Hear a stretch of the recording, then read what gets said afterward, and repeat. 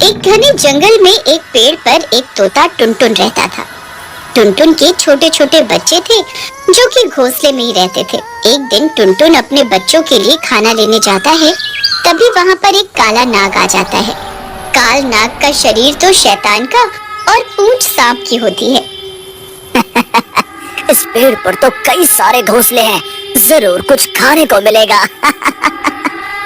ऐसा कहकर काल नाग उस पेड़ पर चढ़ जाता है और टुनटुन के घोंसले के पास जाकर बोलता है, इतने प्यारे तोते के बच्चे, मजा आ जाएगा इन्हें खाकर, इनका नरम नरम मांस।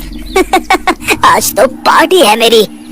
तभी एक बच्चा काल नाग को देखकर बोलता है, ए नाग, यहाँ से भाग जाओ, नहीं तो मेरे पापा टुनटुन आकर तुम्हें मारेंगे। तेरा बाप मारेगा मुझे। वो तोता है तोता, इस जंगल में मेरा राज है।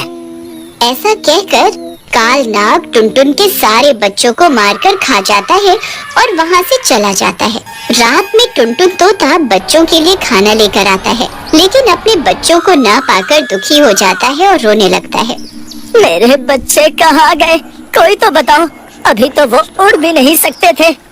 तभी वहाँ एक कौवा आता है और टुनटुन तोते को बोलता है, रो मत टुनटुन, भगवान तेरे बच्चों की आत्मा को शांति दे। हमारे जंगल में एक काल नाग आ गया है, उसी ने तेरे बच्चों को मारा है। तो तुमने कुछ किया क्यों नहीं? सब मिलकर उस काल नाग को मार डालते। हम क्या कर सकते हैं टुनटुन, हम तो बहुत कमजोर हैं। उस काल नाग के सामने वो बहुत ताकतवर है। ठीक है, कोई कुछ नहीं कर सकता तो मैं अकेले ही करूँगा और अपने बच्चों की मौत का बदला लूंगा। ऐसा कहकर टुनटुन वहाँ से उड़कर चला जाता है।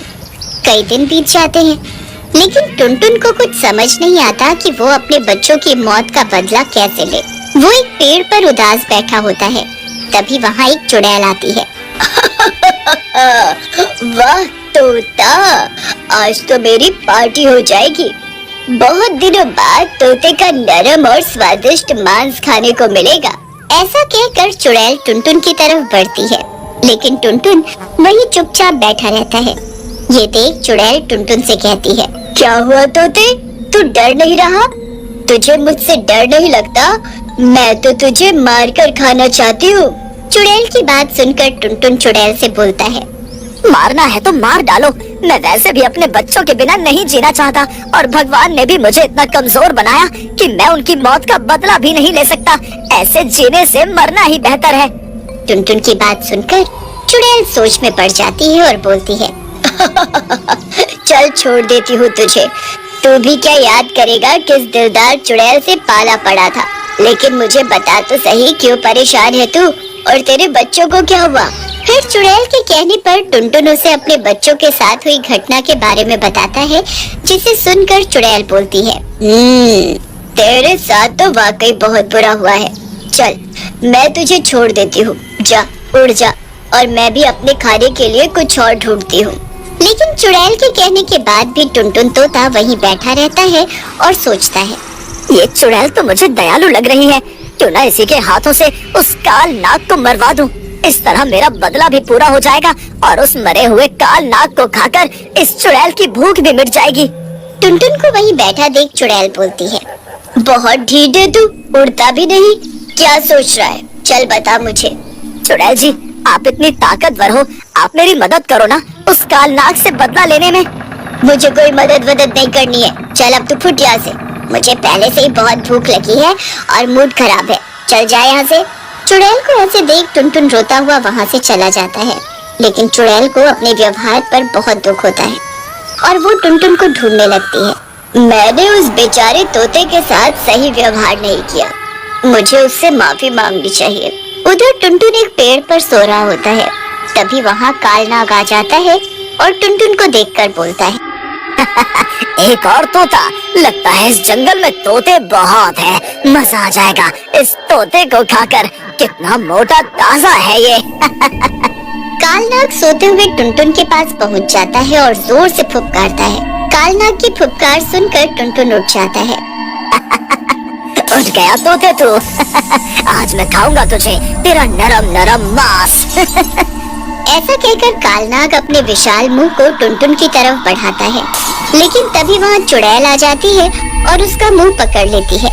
दुष्ट कालनाग, मेरे होते हुए तू टुनटुन को कुछ नहीं कर सकता। चुड़ैल कालनाग को उठाकर पेड़ से नीचे फेंक देती है।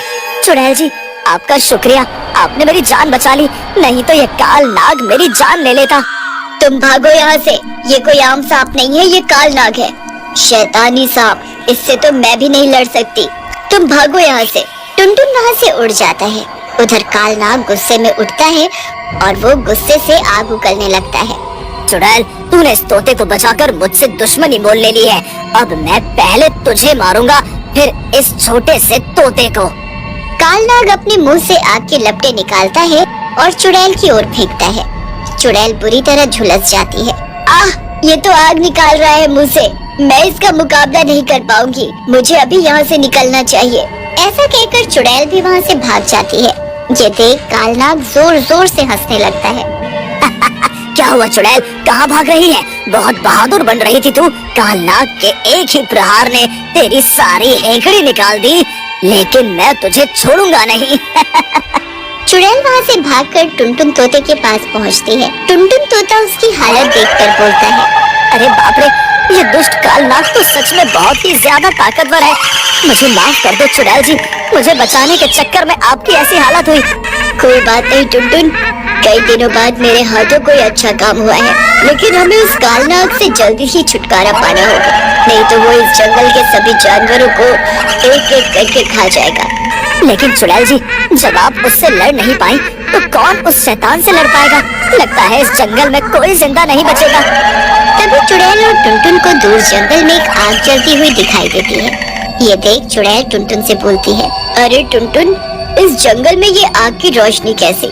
हमें वहाँ चलकर देखना चाहिए। फिर टुनटुन और चुड़ैल उस आग वाली जगह पर पहुँच जाते हैं। वहाँ एक साधु बाबा हवन कर रहे होते हैं। उनके पास ही एक पवित्र त्रिशूल रखा होता है। लगता है अब हमें उस दुष्ट कालनाग से छुटकारा मिल जाएगा। ये बाबा हमारी मदद करेंगे। बाबा तो साक्षात अवतार जैसे दिख रहे हैं। फिर टुनटुन और चुड़ैल उनके बगल में बैठकर उनके हवन पूरा होने का इंतजार करने लगते हैं।